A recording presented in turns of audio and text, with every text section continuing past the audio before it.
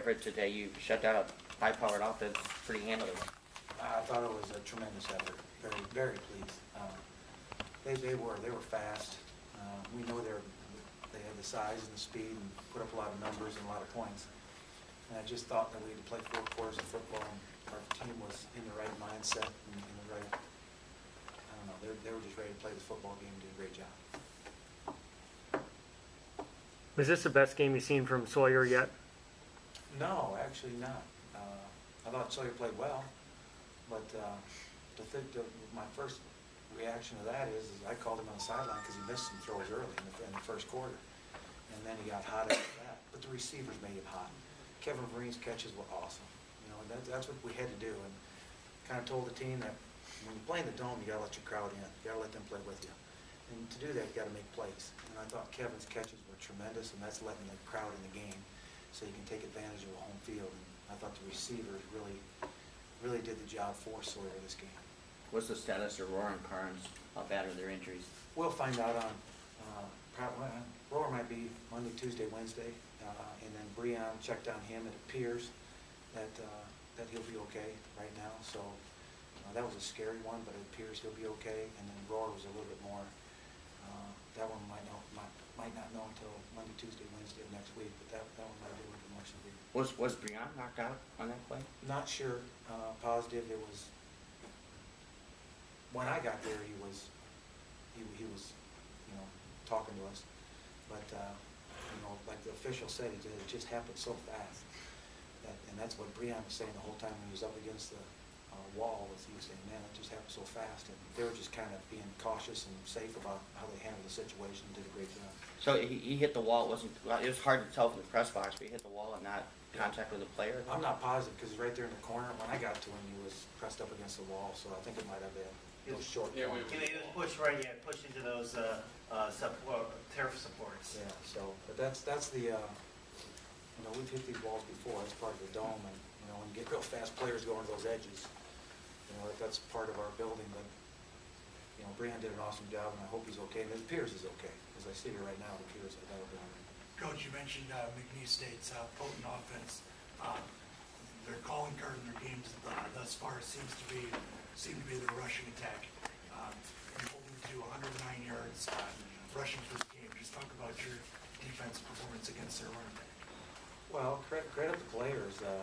You really got to be disciplined to play a team like that. You can see the inside zone cutback off the reverse and the pass. There's about 4 different options on that. And they also picked up a lot of yards in the screen game. So we knew we had to take away the run game, we had to take away the screen game, and do the best we could against the pass. But as I look at it as a coach, our secondary has been very good, and very poised and consistent this season. I mean, there's a bunch of young guys back there, so I credit the players, the secondary. Got a couple more sacks tonight, and so it's a total. We got to win 1st and 10, so we get them in 2nd and long, and then we got to win the 3rd down stuff. And it appeared to me like we did that most of the night. Well, talk about a little bit about the field goal, or the field goal that wasn't. What led you to call it there, and did you think about not going with it once the McNeese called timeout? The fake? Yeah. Yeah, I mean, I thought we had a good plan, the fake, and that's been in for the last month. So it was just a matter of who and when we were going to use it. And that scenario just set up nice that was the time to call it. And we called it because, in a game like this, you got to make some plays too. So when they called timeout, I was kind of hated to shelf that play for the whole year because now everybody's seen what it was, so I figured I might as well use it, see if it worked. And tell you what, Justin made a great throw, but Sam Roy made an outstanding catch. I mean, outstanding. He made that play, he made that thing work, and good players make plays for you. The call, they had it covered. Sam just made an awesome play and made the play work. Speaking of awesome plays, on the first score, David basically trucked a guy going into the end zone on that pass play from Sawyer. What did you see on that, and how did the sideline react when they see him run over the guy?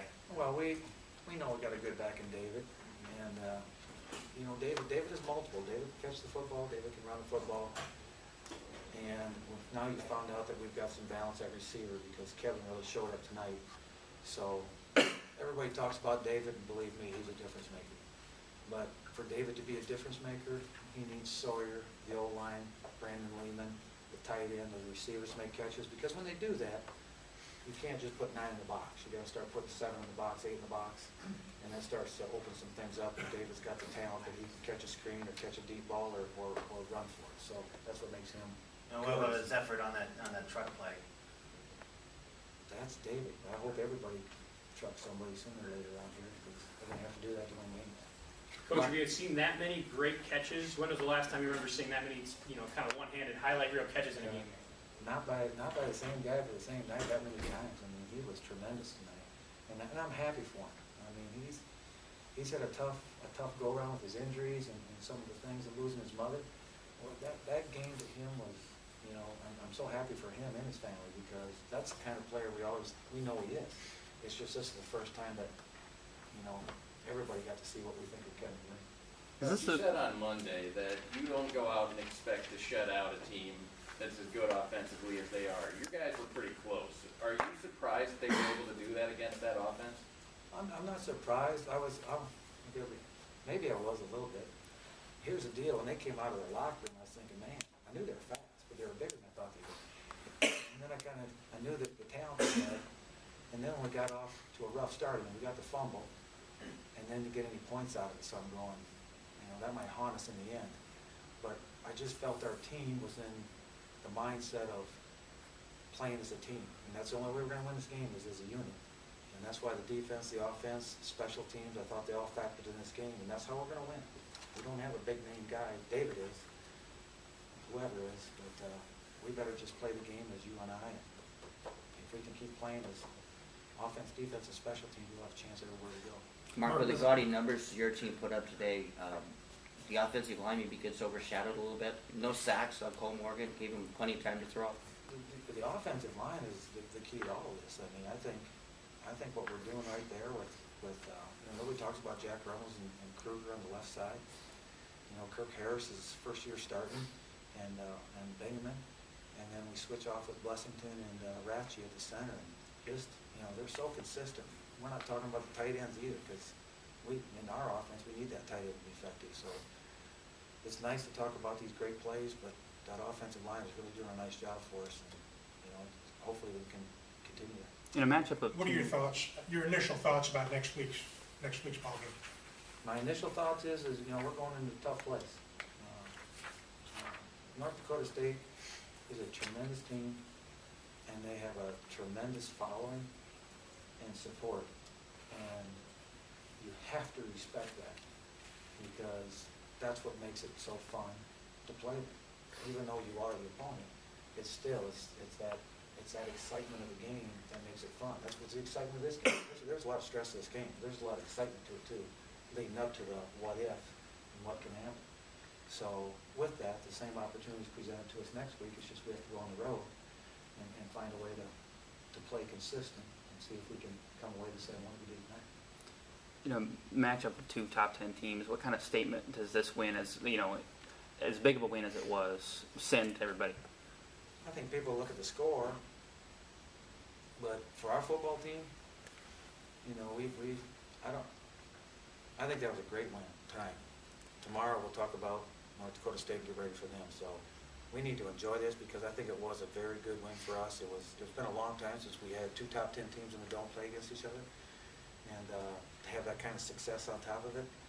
So I'm excited for that, but I also know that the road doesn't get any easier. I mean, we're going on the road to Fargo next week, and this one will get put behind the next 24 hours because we got to get ready for that, because that's a big one too. Up to this point, is this the best game that you've seen out of your team? This season?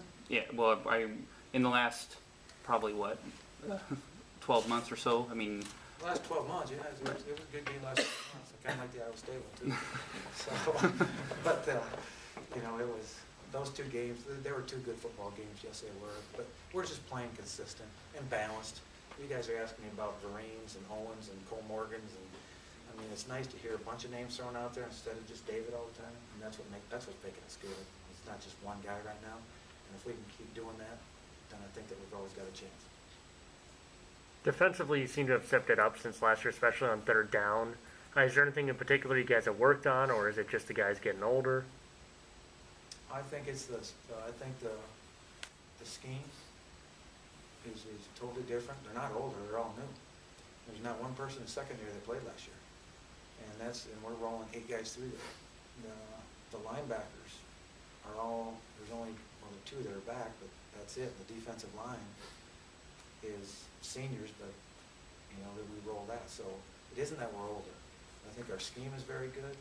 I think our players are really playing well, and they're playing for the right reason.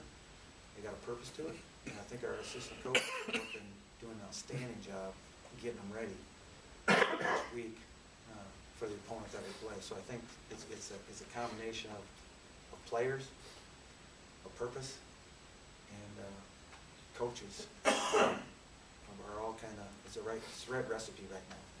Coach, you talked about earlier a couple more sacks tonight. How important is a guy like Bryce Pop on your staff in terms of the improvement in your sack numbers this season to this point? Well, I think what Bryce brings to our team is he brings poise. You gotta it's one thing to jump up and down and just to get excited. That doesn't make you a good player. He brings a presence and a poise, and he's always talking about the technique, looking at the opponent, trying to figure out how to make them better as players, and teaching them how to play with a purpose. And I think that's what he's doing. Everybody's looking at some of these things that, we've had great D-line coaches here that have done a lot of good things over the years. But Bryce just brings a plan, a purpose, and a presence about himself, and I think that kind of leaks into the players because I've always said this, that you look at each segment, they begin to look like their assistant coach over the course of time. When you pick the receivers, they start to look like Blythe's character. You pick the D-line, they start to look like Bryce Pop looked like. You pick the quarterbacks, they look like Mario in personality and what they expect of themselves. So that's what Bryce brings the most, I think, is his presence. Maybe the linebackers look a lot like you. They look a lot like JJ. Jeremiah Johnson is doing awesome. Jeremiah Johnson is calling the defense, okay? And he hasn't gotten any credit for it. He has called every game of the season. And you talk about a guy that prepares. JJ prepares, and he prepares his players tremendously. And you talk about your players knowing how to anticipate what to look for. Our linebackers are always prepared. Any more questions? All right, thanks. All right, thanks.